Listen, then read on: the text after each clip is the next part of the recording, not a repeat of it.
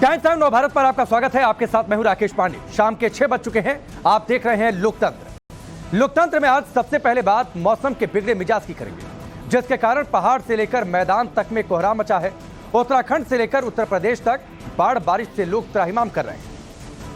लोकतंत्र में आगे बात होगी देश में नफरती गैंग की सांप्रदायिक साजिश की भी बात करेंगे। एक बार फिर देश के अलग अलग शहरों में सर तन से जुदा करने के आपत्तिजनक नारे लगे, तो वहीं पश्चिम बंगाल की राजधानी कोलकाता के मोमिनपुर में लक्ष्मी पूजा के दौरान नफरती गैंग का कहर देखने को मिला। लोकतंत्र में आज बात महाकाल लोक की भी होगी, जहां सजा है भगवान शिव का अद्भुत, अकल्पनीय और अलौकिक संस्था।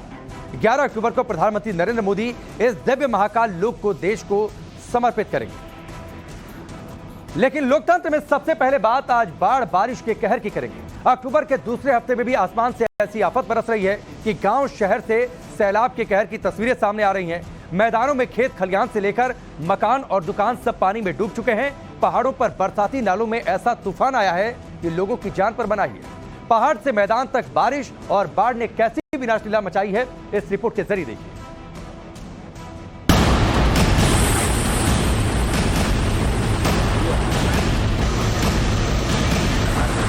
पानी का प्रचंड वेग और पुल पार करने के दौरान फंस गया बाइक सवार। ऐसा लगा जैसे पानी का ये बेकाबू प्रवाह इसे अपने साथ बहा ले जाएगा।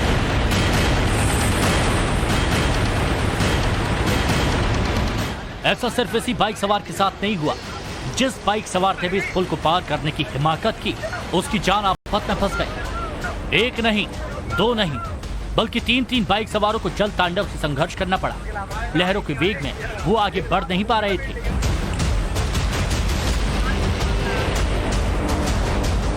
लेकिन लोगों का दिल उस वक्त बैठ गया जब यात्रियों से भरी एक रोडवेज बस इस मझधार में फंस गई। पुल के ऊपर प्रचंड वेग से बह रहे पानी के बीच बस ड्राइवर ने पुल पार करने की कोशिश की, लेकिन जैसे ही वो आगे बढ़ा बस बंद हो गई और फिर पानी के बहाव बस को धकेलने लगा। बस में सवार लोगों में चीख पुकार मच गई। अरे सवारी उतार देनी थी यार उधर से। बस में बैठे लोगों की सांस अटकी थी कि कहीं लहरों का वेग बस को बहा न ले जाए। कुछ लोग बस को धक्का देते भी नजर आए, लेकिन पानी का जोर थमने का नाम नहीं ले रहा था। आखिर बस स्टार्ट हो गई और ड्राइवर ने बस को पीछे ले जाना ही मुनासिब समझा। तब जाकर लोगों की जान बच पाई और एक बड़ा हादसा चल गया।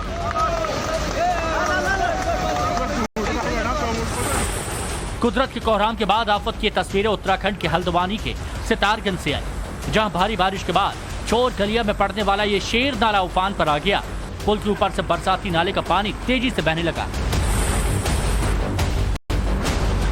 हालांकि इस पुलिया के दोनों तरफ पुलिस के जवान मौजूद थे, जो लोगों से नाला पार नहीं करने की अपील करते रहे, लेकिन उसके बावजूद भी लोग जान जोखिम में डालकर पुल को पार करने की कोशिश करते रहे और जिंदगी से खिलवाड़ करते रहे। इन तीनों बाइक सवारों ने भी पुलिस वालों की चेतावनी दरकिनार की। उफनते नाले को पार करने की कोशिश की, लेकिन उफनता नाला तो इन्हें बाइक समेत बहा कर ले जाने को बेकरार लग रहा था। एक शख्स तो अपनी बाइक को पानी के इस प्रचंड वेग के बीच खींच कर ले जाने की कोशिश करने लगा, लेकिन जल तांडव के आगे उसकी होशियारी धरी रह गई। वहां मौजूद पुलिस वालों और लोगों ने दौड़कर इन बाइक सवारों को संभाला और खतरे से बाहर निकाला।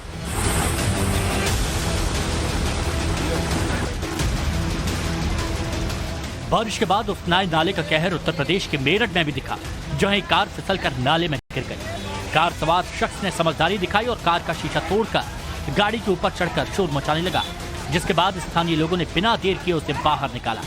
बाद में नगर निगम की टीम और पुलिस ने नाले में फंसी कार को क्रेन की मदद से बाहर निकाला।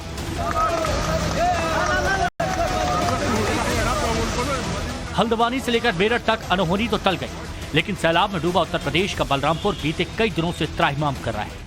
लगातार हो रही बारिश के बाद उफनाई राप्ती नदी के पानी ने शहर से गांवों को जलमग्न कर दिया।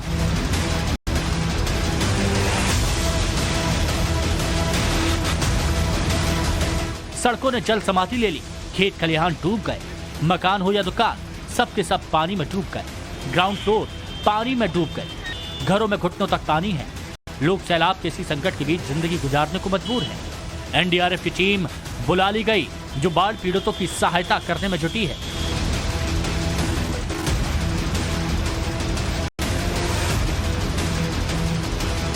राप्ती नदी के किनारे के गांवों में तो हालात ज्यादा ही खराब हैं। इन इलाकों में जिधर देखो उधर पानी ही पानी। कमर तक पानी में डूबकर लोग आ जा रहे हैं। करीब 80,000 हेक्टेयर में खड़ी फसल बाढ़ के पानी में डूब गई। बलरामपुर बहराइच मार्ग पर करबला के सामने 2-2 फुट बाढ़ का पानी है। वहीं बलरामपुर बड़नी नेशनल हाईवे 730 पर 1 फीट से ज्यादा बाढ़ का पानी। जल भराव के कारण सड़क पर जहां जहां गाड़ियां खराब हो रही हैं। नेशनल हाईवे पर छोटी गाड़ियों के आवागमन पर रोक है, लेकिन गली मोहल्ले में लोग पानी से लबालब सड़कों पर बाइक चला रहे हैं और खतरे को दावत दे रहे हैं। कहा जा रहा है कि बलरामपुर में बाढ़ की अब तक की सबसे बड़ी त्रासदी है। राप्ती नदी का जो जलस्तर है वो खतरे के निशान से ऊपर बह रही है राप्ती नदी, और अभी जो राप्ती नदी का जल का स्तर जो बढ़कर है 105.35 करीब पहुंच गया है। और जिस तरह से बारिश का अनुमान लगाया जा रहा है और जिस तरह से बारिश हो रही है तो संभावना व्यक्त की जा रही है कि ये जलस्तर जो है और जो हमारा हाईएस्ट फ्लड लेवल है उसको भी पार कर सकता है। बारिश के बाद जल तांडव की तस्वीर सिर्फ बलरामपुर से नहीं आई, उत्तर प्रदेश के कई और जिलों से भी ऐसी ही तस्वीर दिखी। मूसलाधार बरसात के बाद कानपुर शहर पानी पानी हो गया। शहर के अलग अलग इलाकों में जल भराव देखने को मिला, जिससे शहर की ट्रैफिक पर ब्रेक लग गया। मुरादाबाद में तो बारिश ने किसानों की कमर तोड़ दी। हजारों एकड़ में लगी धान फसल गिर गई। पानी में भीगने के कारण फसल के बर्बाद होने की आशंका जताई जा रही है। अयोध्या में भी सरयू नदी तांडव मचाने के लिए बेकरार नजर आ रही है। भारी बारिश और नेपाल के बैराज से पानी छोड़े जाने के कारण सरयू का जलस्तर बढ़ गया।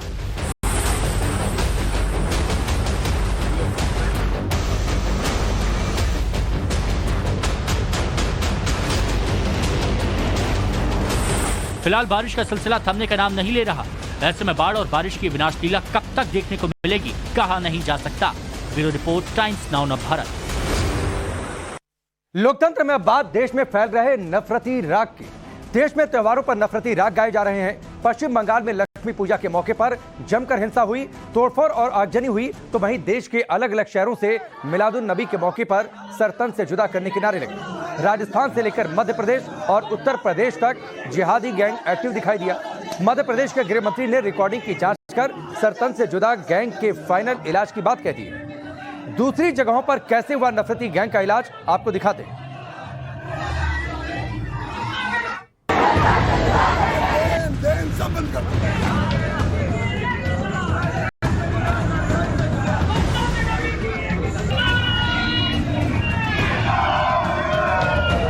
कहीं सर तन से जुदा के नारे लग रहे हैं, कहीं हिंदुओं की आस्था पर हमले हो रहे हैं। शहर दर शहर नफरती गैंग का कहर। शहर भले ही अलग अलग हैं, लेकिन नफरती गैंग के जहरीले तेवर वैसे ही हैं।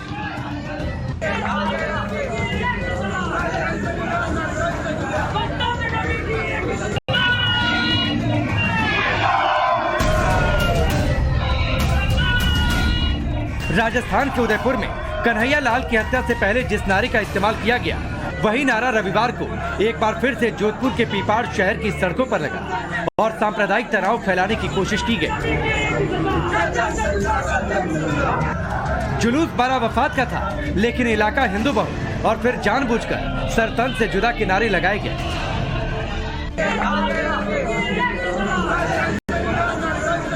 जुलूस को लेकर शनिवार को ही ऑल इंडिया मुस्लिम जमात ने फरमान जारी कर दिया था कि सरतन से जुदा का नारा कहीं भी लगाया नहीं जाएगा।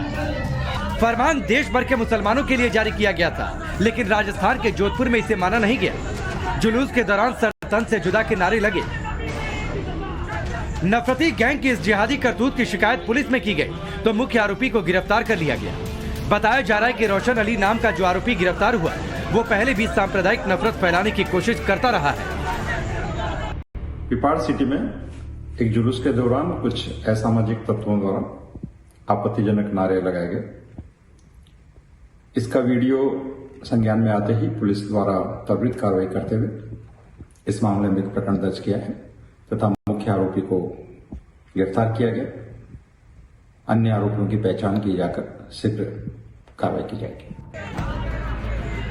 जिस पीपाड़ कस्बे में बारा वफात के दौरान सरतन से जुदा के नारे लगाए गए, उसे सांप्रदायिक रूप से बेहद संवेदनशील माना जाता है। बताया गया कि जुलूस जिस समय हिंदू बहुल इलाके नयापुरा सुभाष कॉलोनी से गुजर रहा था, उसी दौरान कुछ युवकों ने ये नारा लगाया था। पुलिस अब इस बात की जांच में जुटी है कि इस नारेबाजी के पीछे नफरती गैंग की साजिश क्या थी।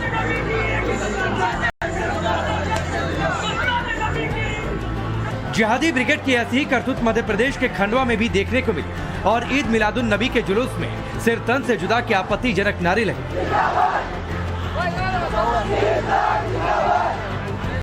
जैसे ही नफरती गैंग ने सर तन से जुदा के नारे लगाने शुरू किए, पुलिस तत्काल अलर्ट हो गई और मौके पर पहुंच गई, जिसके बाद जिहादी ब्रिगेड की नफरती जुबान पर ताले लग गए और फिर ये नारे लगने बंद हो गए। इस दौरान विवाद के हालात भी बने, लेकिन पुलिस ने हालात को संभाल लिया। जुलूस में लगे इन आपत्तिजनक नारों पर हिंदू संगठनों ने आपत्ति जताई और पुलिस से कार्रवाई की मांग की। शहर में ईद के त्योहार के दौरान फिर से आपत्तिजनक नारे लगाए गए। सर तन से जुदा के नारे के साथ साथ हमारे प्रभु श्री राम से संबंधित नारे भी लगाए गए, जिसकी क्लिप हम बुलवा रहे हैं। इसके पूर्व भी इनके त्यौहार में सर तन से जुदा के नारे लग चुके हैं। पूरे देश में इस प्रकार के नारे लगाए गए, जिसके बाद पूरे देश में कई हत्याएं हुई। खंडवा में इससे पहले मुहर्रम के जुलूस के दौरान भी आपत्तिजनक नारेबाजी हुई थी, जिसके बाद पुलिस ने 7 आरोपियों को गिरफ्तार कर जेल भेज दिया था, लेकिन उन गिरफ्तारियों से नफरती गैंग की हरकतों पर लगाम नहीं लगी। फिलहाल पुलिस का कहना है कि वो वीडियो फुटेज को खंगाल रही है और तुरंत कार्रवाई करेगी। ये ज्ञापन के माध्यम से ये बात संज्ञान में आई है कि बड़ा बम पे जुलूस निकलते समय कुछ आपत्तिजनक नारे लगाए गए थे। उस ज्ञापन में दिए गए तथ्यों और साक्ष्यों का भी आकलन करेंगे और जिन्होंने भी इस तरह की घटनाएं की करी हैं उनके खिलाफ वैधानिक गंभीर कार्रवाई करेंगे। क्या राजस्थान, क्या मध्य प्रदेश, नफरती गैंग का कहर बंगाल में भी टूटा। पश्चिम बंगाल के मोमिनपुर में लक्ष्मी पूजा पर उपद्रवियों ने जमकर उत्पात मचाया। भीड़ ने घरों में आगजनी के साथ ही गाड़ियों में तोड़फोड़ भी की। पथराव से लेकर बमबाजी की घटनाएं भी हुई। हिंसा की तस्वीरें सामने आने के बाद लोगों में दहशत का माहौल है। बंगाल बीजेपी अध्यक्ष शुभेंदु अधिकारी ने गृह मंत्री अमित शाह और पश्चिम बंगाल के राज्यपाल को चिट्ठी लिखकर केंद्रीय सुरक्षा बलों की तैनाती की मांग की है। उधर उत्तर प्रदेश के बरेली में धार्मिक स्थल के निर्माण को लेकर 2 पक्ष आमने सामने आ गए। गांव में हिंदुओं ने मंदिर का निर्माण कार्य शुरू किया था, तो मुस्लिम पक्ष ने विरोध शुरू कर दिया। विरोध इस कदर बढ़ा कि नफरती गैंग से जुड़े एक शख्स ने गांव के सारे मुस्लिमों को इकट्ठा कर हिंदुओं से लेन देन बंद करने और उनकी दुकान से सामान नहीं खरीदने की अपील कर डाली। आदमी इनसे लेन देन सब बंद कर दो। बवाल बढ़ा तो पुलिस ने दखल दिया और मामले को शांत कराया, लेकिन देश के अलग अलग शहरों से आई तस्वीरों ने साफ कर दिया है कि नफरती गैंग फिर से शहर दर शहर एक्टिव हो रहा है। लिहाजा वक्त रहते अमन के दुश्मनों पर नकेल जरूरी है। Bureau report, times now Navbharat.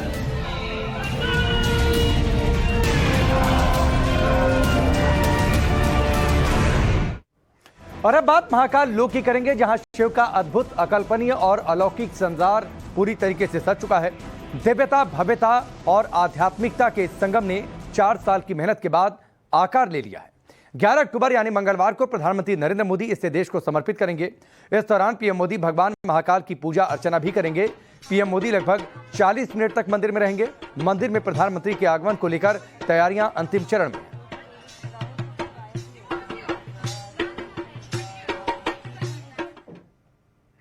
Mahakal लोक के लोकार्पण के मौके पर पारंपरिक नृत्य संगीत का समागम भी देखने को मिलेगा। देश भर से आए कलाकार इस दौरान अपनी परफॉर्मेंस भी देंगे। एक रिपोर्ट देखिए। लोक के उद्घाटन अवसर पर यहाँ की हर तस्वीर बहुत अलौकिक होने वाली है। प्रधानमंत्री नरेंद्र मोदी 11 तारीख को जब शाम को महाकाल लोक की तरफ आएंगे तो यहाँ की खूबसूरती तो अलग नजर आएगी ही, लेकिन यहाँ पर सांस्कृतिक प्रस्तुतियां जो हैं वो भी की जाएंगी। और यहाँ जो अलग अलग छतरी बनाई गई हैं वहाँ पर अलग अलग राज्यों की आपको झलक नजर आएगी, जिसको लेकर प्रैक्टिस सेशंस अभी भी किए जा रखे हैं। आपको बता दें कि चाहे बात कश्मीर की हो या कन्याकुमारी की, यानी कि हर राज्य की एक अलग तस्वीर आप लोगों को नजर आने वाली। मैम, क्या परफॉर्म करेंगे आप लोग? हम लोग को 2 टीम है, एक तो मोहिनीअट्टम के लिए 30 स्टूडेंट्स है और 10 स्टूडेंट्स कुचिपुड़ी के लिए। 11 को जब पीएम आने वाले हो उसी टाइम में प्रोग्राम पीएम के लिए। तो ये अलग अलग जो ये मंडप जो बने है ना, उसमें एक में एक फॉर्म में लोग खड़े हैं, अलग अलग फॉर्म है सब में।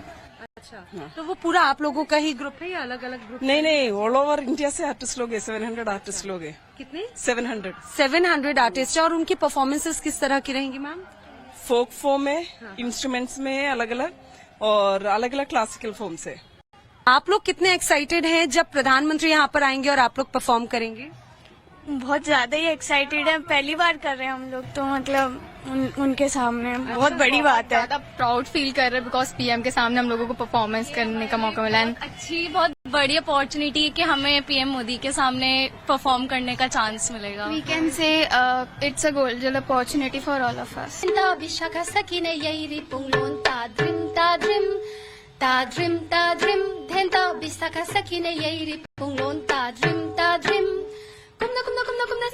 बेहद खूबसूरत तस्वीर आपको नजर आएगी महाकाल लोक में, जहां पर एक तरफ आपको शिव की मुद्राएं कथक के रूप में नजर आएंगी, आपको ये कहा जाए कि शिव का जो नृत्य है वो नजर आएगा। चाहे बात हम कथक की करें या फिर भरतनाट्यम की करें, मणिपुर की भी झलक यहाँ पर नजर आएगी जिसमें कृष्ण लीलाओं का वर्णन किया गया है।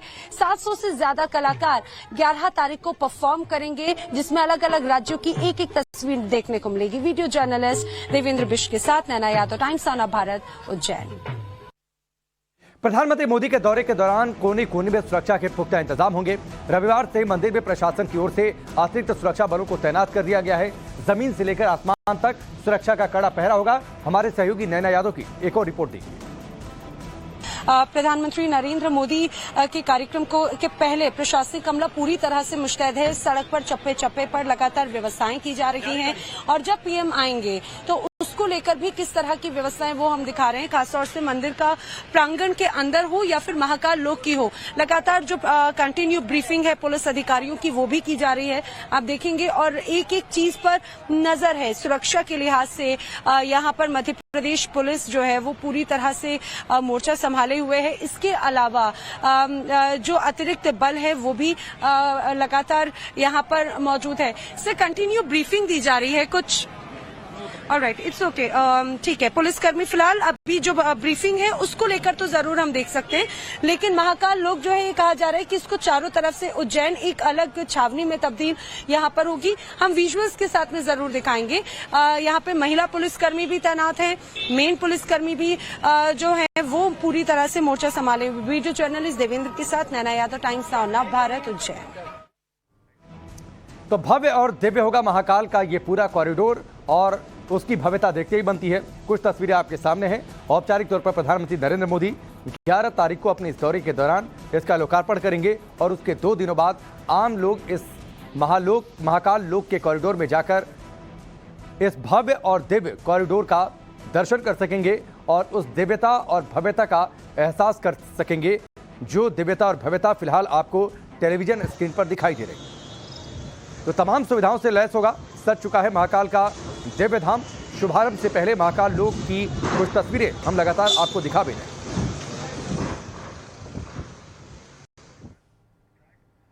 और इस बीच एक बड़ी खबर आ रही है, गोपाल इटालिया के बचाव में उतर गई है आम आदमी पार्टी। पुराने वीडियो वायरल किए जा रहे हैं बीजेपी के द्वारा, ये आरोप लगाए हैं राघव चड्ढा ने। वीडियो वायरल कर वोट मांग रही है भारतीय जनता पार्टी। इस वक्त की बड़ी खबर, गुजरात आम आदमी पार्टी के अध्यक्ष हैं गोपाल इटालिया। उनकी एक तस्वीर कल मीडिया की सुर्खियां बनी जिसमें उन्होंने प्रधानमंत्री मोदी के लिए आपत्तिजनक शब्दों का इस्तेमाल करते हुए उन्हें देखा और सुना गया था। इसका बचाव किया है आम आदमी पार्टी ने। सुनिए राघव चड्ढा ने क्या कुछ कहा। ये तो 6.5 करोड़ गुजरातियों के हित की बात कर रहे हैं, लेकिन भारतीय जनता पार्टी वाले आज गोपाल इटालिया के कोई पुराने कथाकथित वीडियो को मुद्दा बनाना चाहते हैं आम आदमी पार्टी और 6.5 करोड़ गुजरातियों के जो सवाल हैं उनसे भटकाने के लिए। आज बीजेपी के लोग कहते हैं कि एक पुराना वीडियो आ गया है, बस इस वीडियो के आने के बाद अब हमसे कोई सवाल मत करो, बस भाजपा को वोट दो, अब हमसे सवाल करने की जरूरत नहीं है। तो राघव चड्ढा का यह बयान आपने सुना कि कोई पुराना वीडियो बीजेपी के द्वारा वायरल किया जा रहा है। मुद्दों से भाग रही है भारतीय जनता पार्टी, ये आरोप आम आदमी पार्टी के।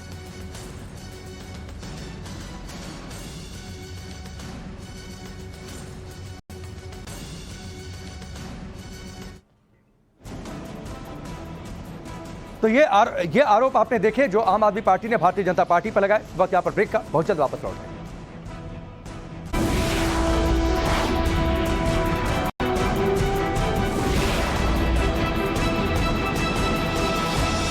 और अब बात पुतिन की तीसरी कसम और उनके प्रचंड प्रतिशोध की। यूक्रेन में युद्ध के 229 दिन बाद रूस ने अब तक का सबसे बड़ा अटैक किया है। ऐसा हमला कि एक साथ यूक्रेन के 12 शहर दहल उठे। लंबे अरसे बाद राजधानी कीव में रूसी फोर्स ने ताबड़तोड़ रॉकेट अटैक किया, जिसका अंजाम यह हुआ कि कीव की सड़क की खाई में तब्दील हो गई। इमारतें पल भर में खंडहर में तब्दील हो गईं। खुद यूक्रेन के मुताबिक रूस ने करीब 83 मिसाइलें दागी, जिनके टारगेट पर थे यूक्रेनी इंफ्रास्ट्रक्चर के 11 बेहद अहम ठिकाने। रूसी मिसाइलों, रॉकेट्स और ड्रोन्स ने ऐसा कहर बरपाया कि यूक्रेन के ज्यादातर हिस्सों में पानी, बिजली समेत सब कुछ ठप हो चुका है। ऐसा लग रहा है अब पुतिन ने यूक्रेन के वजूद को ही मिटाने की कसम खा ली।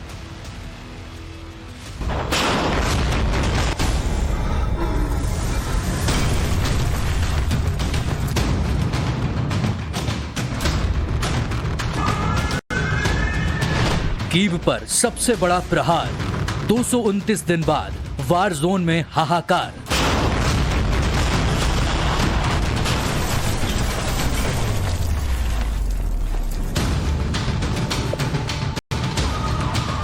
यूक्रेन ने क्रीमिया ब्रिज उड़ाया, रूस ने 48 घंटे में हिसाब चुकाया।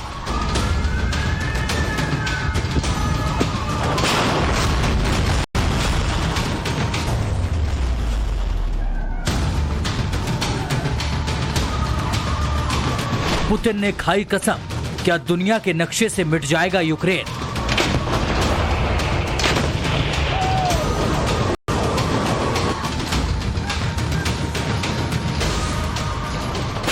बम, बारूद, आग, धुआं और बर्बादी। 24 फरवरी से रूसी हमले झेल रहे यूक्रेन का ये मंजर पूरी दुनिया को खौफजदा करने वाला है। बारूदी आग में शहर के शहर जल रहे हैं। क्या इमारत, क्या इंसान, सब के सब धुआं धुआं है।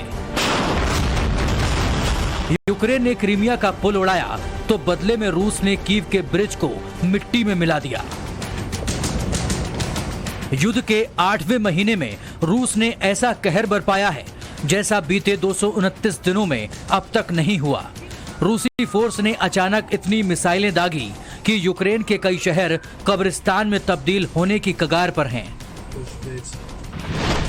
रूस ने एक साथ यूक्रेन की राजधानी Kyiv, Khmelnytskyi, Lviv, Lviv, Dnipro, Vinnytsia, Frankivsk, Zaporizhzhia, Sumy, Kharkiv, Zhytomyr, Kirovohrad और टेर्नोपिल पर क्रूज मिसाइलों से अटैक किया है। ऐसे में शहर शहर इंसानों के चीथड़े उड़ रहे हैं।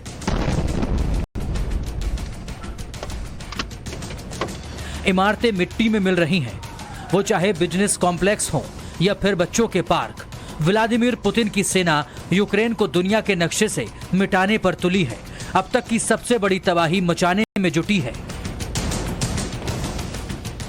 Ранок важкий, маємо справу з терористами, десятки ракет, іранські шахіди. У них дві мішені – енергооб'єкти по всій нашій державі. Київщина і Хмельниччина, Львів і Дніпро, Вінниця, Франківщина, Запоріжжя, Сумщина, Харківщина, Житомирщина, Кіровоградщина, південь держави. Вони прагнуть паніки і хаосу, хочуть знищити нашу енергосистему. Вони безнадійні. Друга мішень – це люди. Спеціально обрали такий час і такі цілі, щоб завдати якнайбільше шкоди. Але ми, українці, допомагаємо одне одному, віримо в себе, відновлюємо усе зруйновано. Зараз можуть бути тимчасові перебої з електрикою, але ніколи не буде перебоїв з нашою впевненістю у перемозі. यूक्रेन की सरकार और सेना सरेंडर करने के मूड में नहीं है। वो जवाबी हमले का दमखम दिखा रही है, लेकिन युद्ध की धीमी पड़ती रफ्तार और यूक्रेन में रूसी आर्मी के लड़खड़ाते कदमों के बीच अचानक इतने बड़े हमले से पूरे यूरोप में हड़कंप मच गया है। यूक्रेन के शहरों में सोमवार सुबह से ही बारूदी बारिश हो रही है। राजधानी कीव में तो युद्ध के आगाज के कई महीनों के बाद बमबारी हो रही है। सिर्फ कीव ही नहीं, यूक्रेन के उत्तर, दक्षिण, पूर्व और पश्चिम हर दिशा में एक साथ रूसी सेना ने बारूदी हमला बोला तो यूक्रेनी आर्मी को संभलने का मौका तक नहीं मिला। यूक्रेन के शहरों में जलती कारें, सड़कों पर बिछी लाशें और खून से लथपथ लोगों का मंजर पुतिन के उस प्रतिशोध की गवाही है जिसकी आग में रूसी राष्ट्रपति 48 घंटों से जल रहे थे। दरअसल यूक्रेन ने क्रीमिया को रूस से जोड़ने वाले कर्च ब्रिज को उड़ाया तो पुतिन का पारा गर्म हो गया। उन्होंने इसे आतंकी हमला करार दिया, यूक्रेन को खतरनाक अंजाम भुगतने की सीधी चेतावनी दी। Здесь, как вы только что доложили, сомнений нет. Это теракт, направленный на разрушение критически важной гражданской инфраструктуры Российской Федерации. Совершенно верно. अब उसी अंजाम और यूक्रेन के वार पर पलटवार के तौर पर यूक्रेनी सरजमी पर कोने कोने में रूसी कहर का मंजर है। पुतिन की सेना ने क्रीमिया के ब्रिज का बदला कीव के पुल को उड़ाकर भी लिया। इतना ही नहीं, यूक्रेन का आरोप तो यहां तक है कि रूसी सेना उसके पावर प्लांट्स को भी टारगेट कर रही है ताकि पूरे देश की पावर सप्लाई को काटा जा सके। यूक्रेनी प्रेसिडेंट भी इस हमले को आतंकी वारदात और रूस को आतंकी मुल्क करार दे रहे हैं।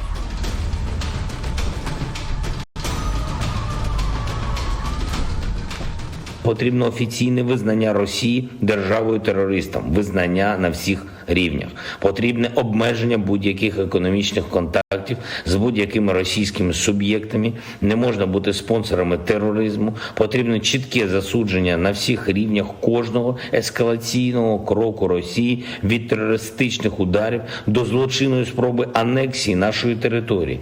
Відповідна резолюція днями буде розглядатися Генеральною асамблеєю ООН. Ми побачимо по голосуванню, хто і як ставиться до терористів насправді. रूस यूक्रेन में जंग का आगाज इसी साल 24 फरवरी को हुआ था। तब रूसी आर्मी ने डायरेक्ट यूक्रेन की राजधानी कीव पर ताबड़तोड़ मिसाइलें दागी थी। लेकिन कीव में मौजूद यूक्रेनी सेना के जबरदस्त काउंटर अटैक के बाद रूस ने युद्ध का रुख दूसरे टारगेट्स की ओर मोड़ दिया था। अब करीब 7.5 महीने बाद एक बार फिर से रूस ने कीव पर अटैक किया है।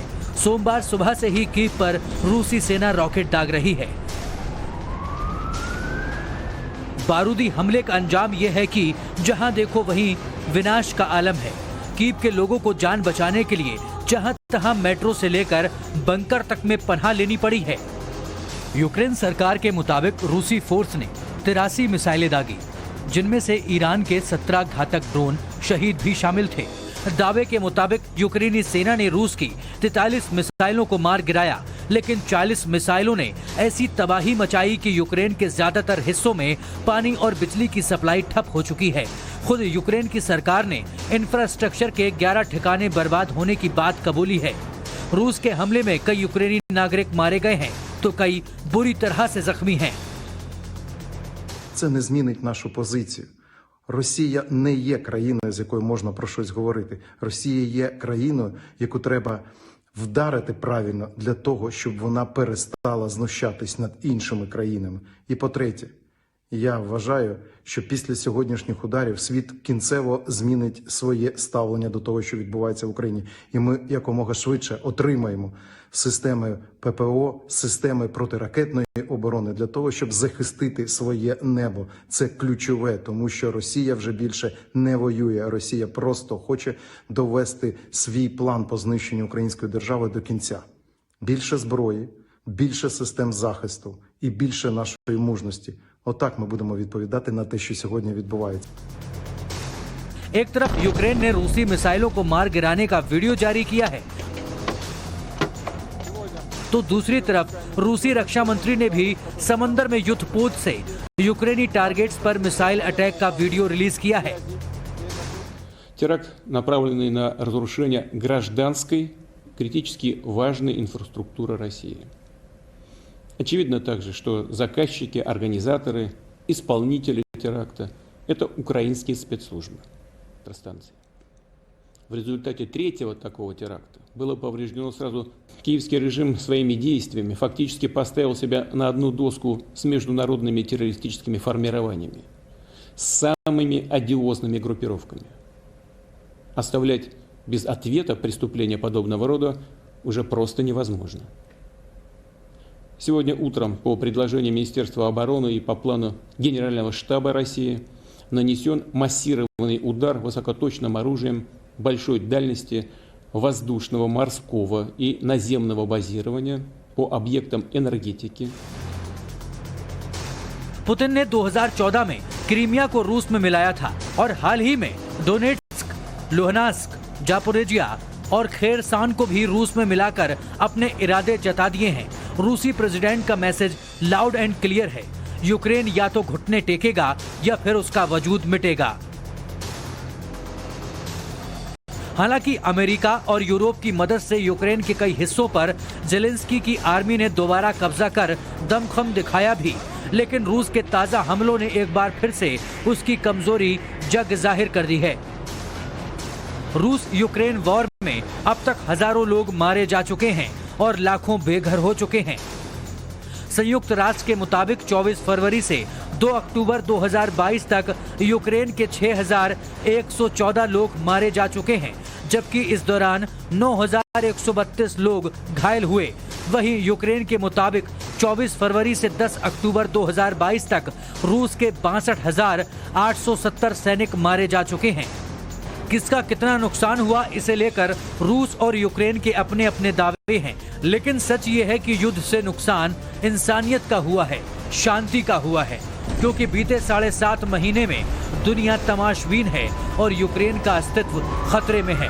ऐसे में अगर पुतिन के दिमाग में एटमी अटैक का फितूर सवार हुआ तो फिर अंजाम भीषण और भयावह होगा। ब्यूरो रिपोर्ट, टाइम्स नाउ, नव भारत।